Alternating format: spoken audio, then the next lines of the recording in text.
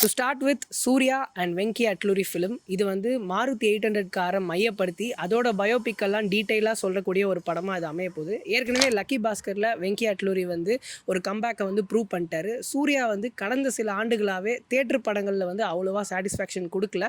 இருந்தாலுமே ஓடிடியில் ஜெய் பீம், சூரரை போற்று மாதிரி படங்களில் நம்மளை வந்து ஆடியன்ஸை வந்து எங்கேஜ் பண்ணிட்டு தான் இருந்தார். சூர்யாவுக்கு this year going to be the biggest comeback year அப்படின்னு சொன்னால் அதுக்கு மாற்றுக்கிறதே இல்லை. பிகாஸ் ரெட்ரோ, ஆர்ஜே பாலாஜியோட சூர்யா 45 அண்ட் வெங்கி அட்லூரியோட கொலாபரேஷன் அப்படின்னு சொல்லிட்டு லவ் ஃபிலிம் ஒன்று, ஃபேண்டசி ஃபிலிம் ஒன்று and a biopic kind of a film அப்படின்னு சொல்லி ஒரு வெரைட்டி ஆஃப் ஃபிலிம்ஸோட இறங்குறாரு சூர்யா. ஸோ அன்பான ஃபேன்ஸ் ரெடி ஆயிருங்க. அண்ணன் இப்படின்னா தம்பியும் சளைச்சவன் கிடையாது. வாவாதியார் படத்தோட நலன் குமாரசாமியோட ஒரு கொலாபரேஷன் பண்ணுறாரு கார்த்தி. ரீசெண்ட் டைம்ஸில் வந்து ஒரு பெஸ்ட் போலீஸ் ஸ்டோரி அப்படின்னா கண்ணை மூடிட்டு சொல்லலாம் தீரன் அதிகாரம் 1. அதே கார்த்தி அதே மாதிரியான ஒரு போலீஸ் ஸ்டோரியை கொஞ்சம் குவர்க்கியாக இன்ட்ரெஸ்டிங்காக பண்ணார் அப்படின்னா அதான் நலன் குமாரசாமியோட வாவாத்தியார். பாட்டு ரிலீஸ் ஆகி வைபாய் நம்ம எல்லாருமே பார்த்துருப்போம். ஆனால் ஒரு படத்தோட டீசருக்கே கூட்டம் கூட்டமாக வைபாராங்க அப்படின்னா அது இந்த படத்தோட டீசர் தான். அடுத்ததாக சியான் 63 வித் மடோன் அஸ்வின்.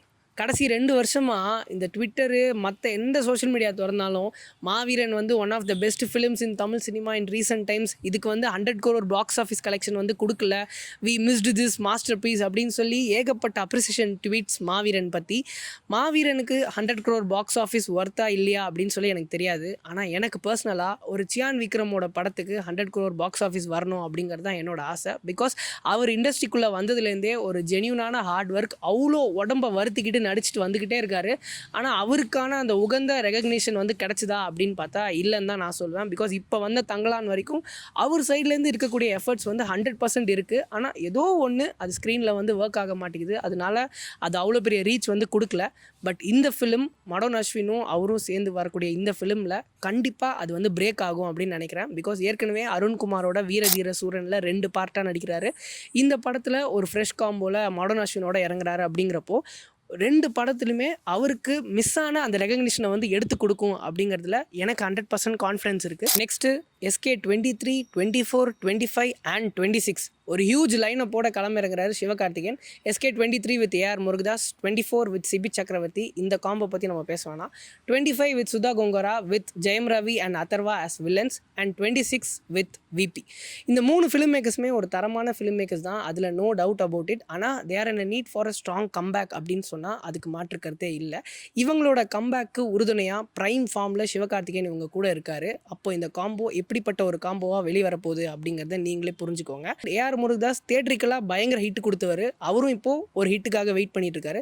இன்னொரு பக்கம் சுதா கொங்கரா வந்து OTTக்கு மட்டுமே படம் பண்ணி நம்ம பார்த்துருக்கோம். அவங்களோட தியேட்டர் ஃபிலிமாக அது எப்படி கன்வெர்ட் ஆக போகுதுன்னு தெரியல. அண்ட் VP கோட் மாதிரி ஒரு பிக் ஸ்கேல் படம் பண்ணியிருந்தாலுமே எல்லா தரப்பு ஆடியன்ஸையும் அவர் சாட்டிஸ்ஃபை பண்ணாரா அப்படின்னா கண்டிப்பாக கிடையாது. பட் சிவகார்த்திகேயன் மாதிரி ஒருத்தர் வச்சு படம் பண்ணும்போது அவரோட ஃபுல் பொட்டென்ஷியல் அங்கே வெளிப்படும் அப்படிங்கிறத நம்ம எதிர்பார்க்கலாம். ஸோ துப்பாக்கியை கரெக்டாக பயன்படுத்துகிறாரு Siva. Next is Atharvaa takes the director seat. Because Atharvaa வந்து நம்ம ஒரு லவர் பாயாக பார்த்துருப்போம், ஒரு காப்பாக பார்த்துருப்போம், நிறைய த்ரில்லர் படத்தில் அவரை வந்து பார்த்துருக்கலாம். ஆனால் ஒரு டேரக்டர் அதர்வாவை வந்து இந்த வருஷம் தான் பார்க்க போகிறோம். ரொம்ப எக்ஸைட்டிங்காக இருக்குது. அது எப்படி வருது அப்படிங்கிறதையும் நம்ம பொறுத்திருந்து பார்க்கலாம். நெக்ஸ்ட் இஸ் துல்கர் சல்மானோட காந்தா. 1950s மெட்ராஸ் எப்படி இருந்துச்சு, அப்போ இருந்த காதல், ஹியூமன் எமோஷன்ஸ், துரோகம், இதெல்லாம் பற்றி பேசக்கூடிய ஒரு படமாக தான் இந்த காந்தா வந்து இருக்கும் அப்படின்னு சொல்லி அவுட்லைனாக பார்க்க முடியுது. ஒரு ரெட்ரோ ஃபிலிமில் துல்கர் இருக்கார் அப்படின்னாலே ஐ எம் சீட்டட் அந்த மாதிரி ஒரு ஜோனில் தான் இப்போ இருக்கும். ஏன்னா இப்போ வந்து லக்கி பாஸ்கர் வரைக்கும் ஒரு ரெட்ரோ ஃபிலிமில் துல்கர் இருக்கார் அப்படின்னாலே மினிமம் கேரண்டி படமாக அதை வந்து அமையுது. அதே மாதிரி இந்த காந்தாக்கு என்னோட எக்ஸைட்மெண்ட் லெவல் பீக்கில் இருக்குது. Next is Anbariv collaborating with ஆண்டவர் கமல்ஹாசன்.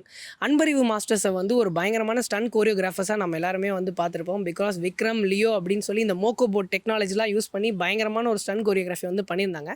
இருந்தாலுமே டேரக்ஷன் எப்படி பண்ணுவாங்க, இவங்க வந்து டேரக்ஷன் பண்ண போகிறாங்களா அப்படின்னு சொல்லி யாருக்குமே ஒரு ஐடியாவே இல்லை. அது எப்படி வரப்போகுது அப்படிங்கிறதுமே நமக்கு ஐடியா இல்லை. ஆனால் கமல்ஹாசன் மாதிரி 235 படம் பண்ண ஒருத்தர் புதுசாக படம் பண்ண வர ஒருத்தங்களை சப்போர்ட் பண்ணி கூடவே வெளிநாட்டுக்கெலாம் கூட்டிகிட்டு போய் என்னென்ன ஃபிலிம் கிராஃப்ட் இருக்கோ அதெல்லாம் சொல்லி கொடுத்து அவங்க கூடவே சேர்ந்து கொலாபரேட் பண்ணி படம் பண்ணுறாரு அப்படின்னா that shows who Kamal Haasan is. இது இல்லாமல் தளபதி 69, கூலி அண்ட் தனுஷோட ஹியூஜ் லைனப் அண்ட் ஓவராலாக இந்தியன் ஃபிலிம்ஸ்ன்னு பார்த்துக்கிட்டா நிறைய ஃப்ரெஷ் காம்போஸ்லாம் இருக்குது. நீங்கள் எந்த காம்போக்காக ஈகராக வெயிட் பண்ணுறீங்க அப்படிங்கிறத கீழே கமெண்ட்ஸில் சொல்லுங்கள். இன்னொரு வீடியோவில் சந்திப்போம்.